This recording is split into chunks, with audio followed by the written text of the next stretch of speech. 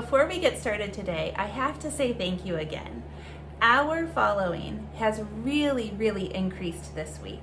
I am so excited that you're enjoying this content, and I really look forward to connecting with you next week on the webinar. If you haven't signed up, head over to www.ashleybarloco.com to sign up. It is going to be such a great time. So today we're talking about the special education and related services part of the IEP.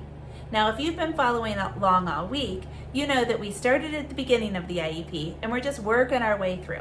So we've landed at special education and related services. This part of the IEP is broken up into several different sections. The first thing that we're going to talk about is the supplementary aids and services. So how are we going to supplement the IEP or enhance the IEP with different aids and services? And this is really kind of a catch-all where we put lots and lots of information about how we're going to support the child in their special education.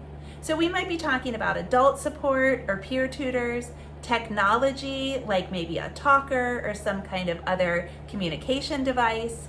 We might be talking about personnel, services, training, devices, tools like manipulatives and calculators, even teaching strategies like multisensory teaching strategies. All of those things are going to go into supplementary aids and services. Sometimes we abbreviate that and call it SAS. We also talk about program modifications. When we talk about program modifications, we're talking about how we're going to modify the programming for the child. How are we going to modify the general education content? With that, we might be talking about simplified instruction or preferential seating, multisensory instruction, that sort of thing. We're also going to talk about supports for school personnel. What do we need to do in order to support the people at the school that are supporting the child? Do they need certain training? Do we need additional adult support? Are they going to collaborate with one another? That sort of thing goes into supports for the personnel.